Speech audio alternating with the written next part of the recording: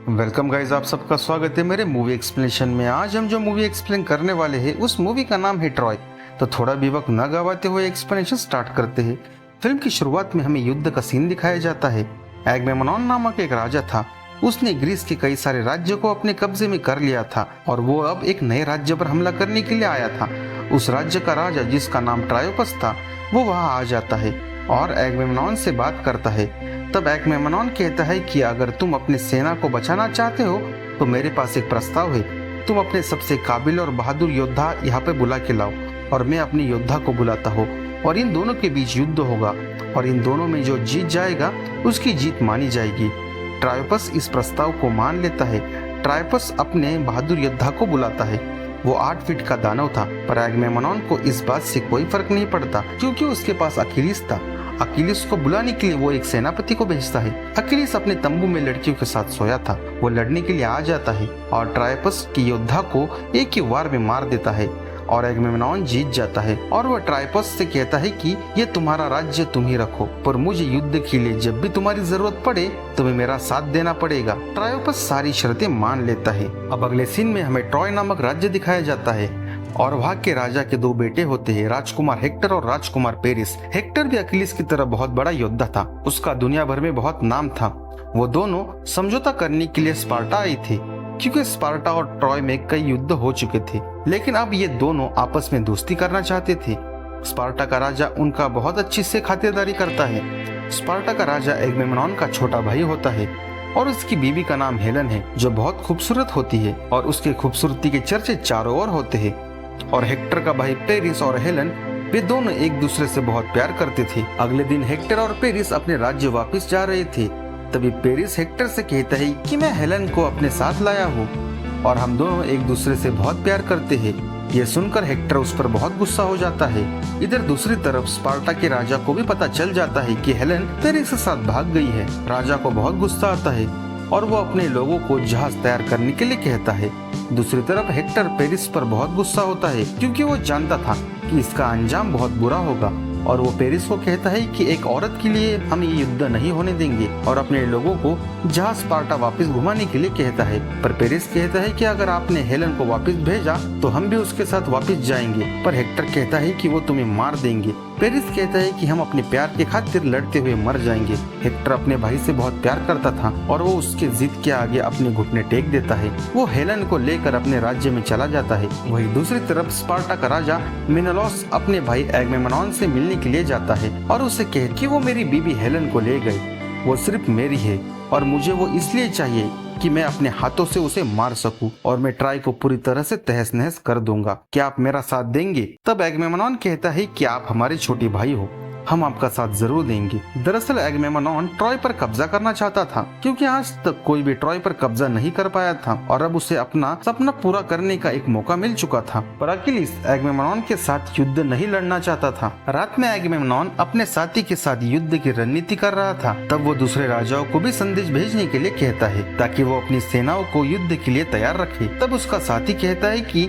हमें इस युद्ध में अकीलिस को जरूर ले जाना चाहिए। तब राजा कहता है कि अकीलिस को काबू नहीं किया जा सकता। ट्रॉय वालों की तरह वो हमसे ही लड़ेगा और वो किसी मुल्क का वफादार नहीं। तब उसका साथी कहता है कि हमने कई सारी लड़ाइयाँ उसके वजह से जीती है और अब ऐसा महायुद्ध होने जा रहा है जो आज तक किसी ने नहीं देखा होगा और इस लड़ाई में हमें एक महान योद्धा की जरूरत पड़ेगी। तब एगमेम्नॉन कहता है कि अकीलिस सिर्फ एक आदमी की बात सुनेगा और वो राजा ओडिसिस होते हैं और वो अकीलिस को मनाने के लिए उसके पास चले जाते हैं और कहते हैं कि उसने हमारा अपमान किया है। लेकिन अकीलिस कहता है कि उसने सिर्फ एक आदमी का अपमान किया है और उस आदमी से मेरा कोई वास्ता नहीं। ओडिसिस कहते हैं कि एक काफी बड़ा युद्ध होने वाला है और इस युद्ध में जो बेहतरीन प्रदर्शन करेगा उसका नाम इतिहासों के पन्नों में सुनहरे अक्षरों से लिखा जाएगा। लेकिन अकीलिस उसे कोई भी जवाब नहीं देता।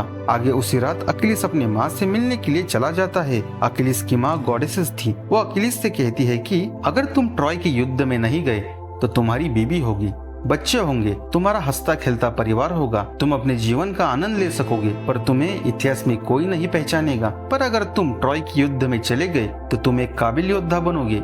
तुम्हारा नाम इतिहासों के पन्नों में सुनहरे अक्षरों से तराशा जाएगा और जब तक ये पृथ्वी है तब तक तुम्हें याद किया जाएगा। पर मेरे बेटे, ये हमारी आखिरी मुलाकात होगी, क्योंकि तुम अगर इस युद्ध में गए तो तुम बच नहीं पाओगे, तुम शहीद हो जाओगे। तब अकिलिस कहता है कि क्या ये सच में होगा? तब उसकी माँ कहती है कि हाँ, यह सच होगा। फिर अकिलिस युद्ध में जाने के लिए तैयारी करने लगता है। तभी हमें हजारों की तादाद में जहाज दिखाई देते हैं। ये ट्रॉय शहर को तहस नहस करने के लिए तैयार थे। आगे हमें हेक्टर दिखाई देता है। वो अपने पिता से बात कर रहा और वो कहता है कि हेलन को हमें वापस करना चाहिए, लेकिन राजा कहता है कि पेरिस के आंखों में मैंने हेलन के लिए अजीब सा प्यार देखा है। तब हेक्टर कहता है कि मेरे भाई के लिए हम ट्रॉय को खत्म होता हुआ नहीं देख सकते। आगे हेक्टर कहता है कि मेनेलॉस एगमेम्नॉन के पास अब तक गया होगा और उन्हें हम पर हमला करने के लिए सिर्फ एक बहाना चाहिए। तब राजा हेक्टर से कहता है कि ट्रॉय की दीवारें इतनी भी कमजोर नहीं और आज तक इसे किसी ने नहीं भेदा है। आगे हमें एगमेम्नॉन के हजारों शिप समुद्र में दिखाई देते हैं, पर इन सब शिप में एक शिप सबसे आगे होती है और वो शिप अकिलिस की होती है। राजा कहता है कि अकिलिस अकेला चंद मुट्ठी भर सैनिकों से युद्ध जीतेगा। तब राजा का सलाहकार कहता है कि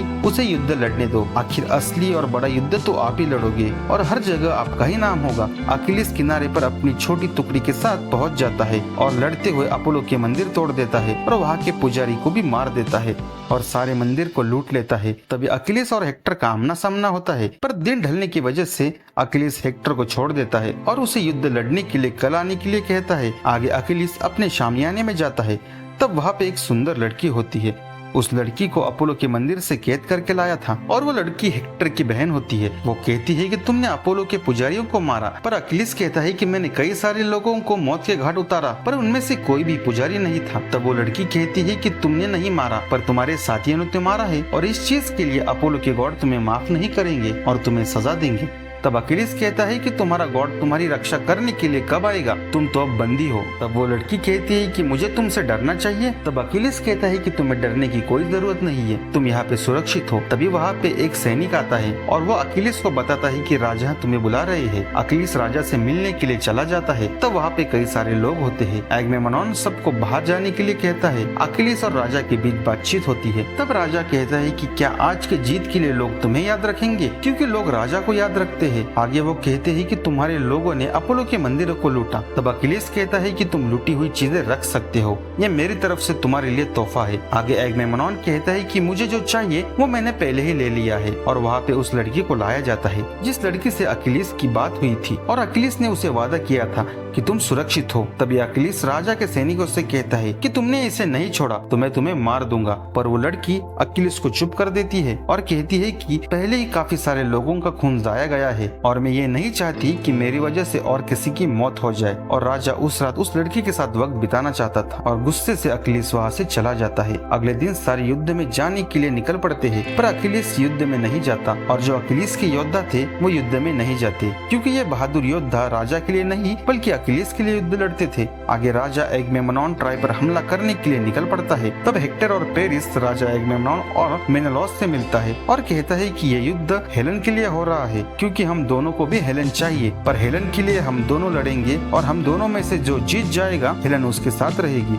एगमेम्नॉन इस बात के लिए तैयार नहीं होता, क्योंकि उसे हेलन से कोई मतलब नहीं था। वो सिर्फ ट्रॉय पर हमला करना चाहता था और ट्रॉय को जीतना चाहता था। पर मेनेलॉस एगमेम्नॉन से कहता है कि तुम हाँ कर दो, मैं पहले पेरिस को जाके मार दूंगा, फिर तुम ट्रॉय पर हमला कर देना। एगमेम्नॉन मान जाता है। फिर मेनेलॉस और पेरिस के बीच लड़ाई होती है। दोनों काफी बहादुरी से युद्ध लड़ते हैं, पर मेनेलॉस पेरिस पर हावी हो रहा था और उसे मारने वाला था। तभी हेक्टर वहाँ आकर मेनेलॉस को मार देता है। इस बात से राजा एगमेम्नॉन युद्ध का आदेश दे देते हैं और युद्ध शुरू हो जाता है। हजारों की तादाद में योद्धा रणभूमि में युद्ध लड़ते हैं, पर अकिलिस युद्ध में ना होने के कारण एगमेम्नॉन की सेना काफी कमजोर पड़ने लगी थी और सेना ने लगभग हार मान ही ली थी, क्योंकि इनकी सेना के बड़े बड़े योद्धा मारे गए थे और सेना कहने लगती है कि हम यहाँ पे रानी हेलन के लिए आए थे, पर राजा मेनेलॉस अब नहीं रहे, तो ये युद्ध लड़ने का कोई मतलब नहीं है। अब अगले सीन में एगमेम्नॉन अपने शामियाने में युद्ध की रणनीति आंकते हैं। तब वहाँ सल्लाहकार कहते हैं कि हमें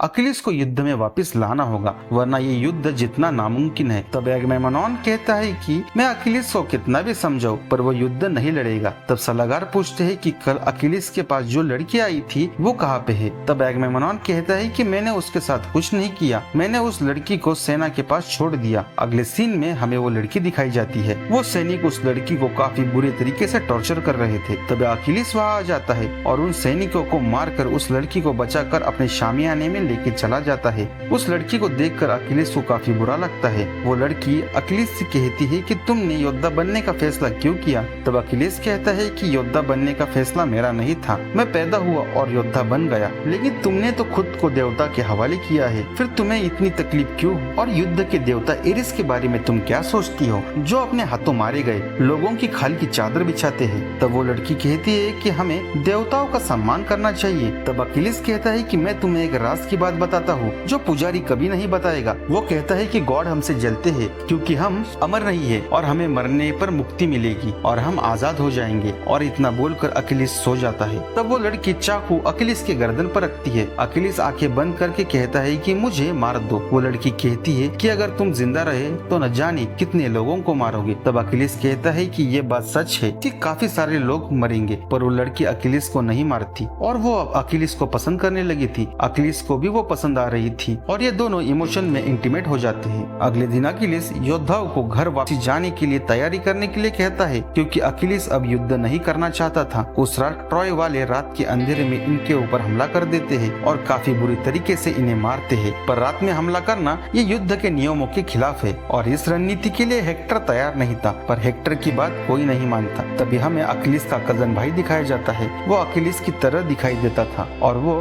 अकिलिस पर काफी नाराज होता है क्योंकि वो युद्ध लड़ना चाहता था और युद्ध लड़ने के लिए वो अकिलिस के साथ आया था, पर अकिलिस बिना युद्ध लड़े वापस जाने की वजह से वो काफी नाराज था। इसलिए वो अकिलिस की ढाल तलवार कवच लेके युद्ध लड़ने के लिए चला जाता है। वो हुबहू अकिलिस की तरह दिखाई दे रहा था। अकिलिस की योद्धाओं को लगता है कि अकिलिस खुद युद्ध लड़ने के लिए गया है। इस चीज से सैन्य का मनोबल बढ़ जाता है और सेना काफी बहादुरी से युद्ध लड़ती है। तभी वहाँ पे हेक्टर आता है और वो अकिलिस के कजन को मार देता है। सबको लगता है कि अकिलिस मारा गया, पर कुछ ही देर में पता चल जाता है कि ये अकिलिस नहीं। लेकिन ये बात जब अकिलिस को पता चलती है तब उसे काफी गुस्सा आता है और वो अपना गुस्सा काबू नहीं कर पाता और उसी पल अकेला ट्रॉय के द्वार पर चला जाता है और युद्ध करने के लिए हेक्टर को चुनौती देता है। ये देखकर हेक्टर वहाँ आ जाता है। हेक्टर अकिलिस से कहता है कि हम में से कोई भी जीते पर हारने वाले को सम्मान देने वाला वादा मांगता है, पर अकिलिस कहता है कि शेर कुत्तों को सम्मान नहीं देते और हेक्टर से लड़ाई लड़ने के लिए तैयार था। इन दोनों के बीच काफी खूंखार लड़ाई होती है क्योंकि ये दोनों काफी बड़े योद्धा थे।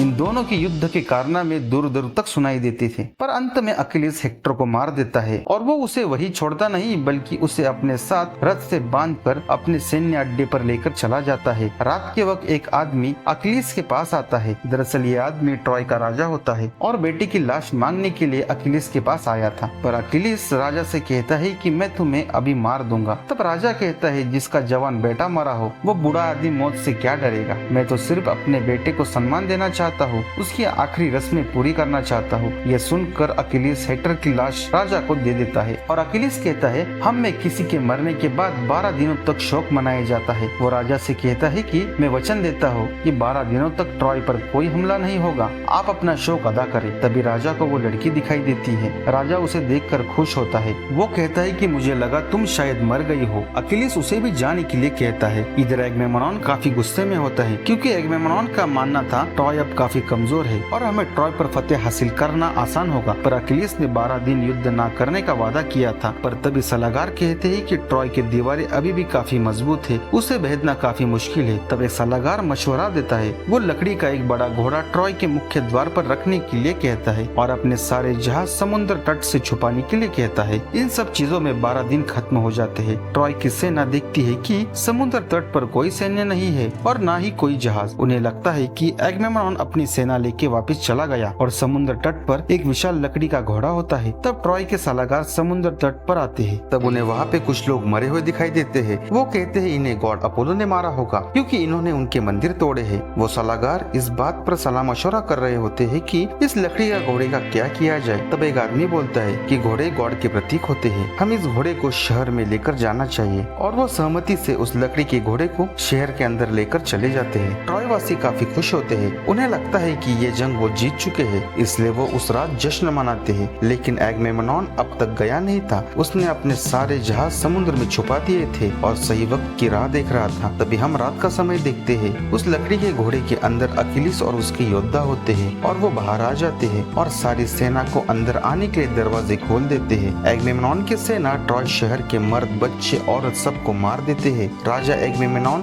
ट्रॉय के राजा को मार देता है और तभी उसे वहाँ वो लड़की दिखाई देती है जिससे अकिलिस प्यार करता था। एगमेम्नॉन उसे जाकर पकड़ लेता है और उसे गलत तरीके से छूता है, पर वो एगमेम्नॉन का गला चाकू से काट देती है। एगमेम्नॉन के अंगरक्षक उस लड़की को मारने ही वाले होते हैं, तभी अकिलिस वहाँ आकर उसे बचा लेता है। लेकिन तभी पेरिस वहाँ आता है और अकिलिस के पैर पर तीर मार देता है। अकिलिस घायल होता है। वो लड़की पेरिस को रोकने की कोशिश करती है, पर तब तक पेरिस 2-3 तीर अकिलिस को मार चुका था और अकिलिस की मौत हो जाती है। सारे लोग अकिलिस के पास आकर खड़े होते हैं क्योंकि एक महान योद्धा की मौत हुई थी और उसे सम्मान पूर्वक विदा किया जाता है। और इसी के साथ ये मूवी यहाँ पर खत्म होती है। आपको ये मूवी कैसी लगी कमेंट सेक्शन में जरूर बताइए और मेरा चैनल जरूर सब्सक्राइब करें। धन्यवाद।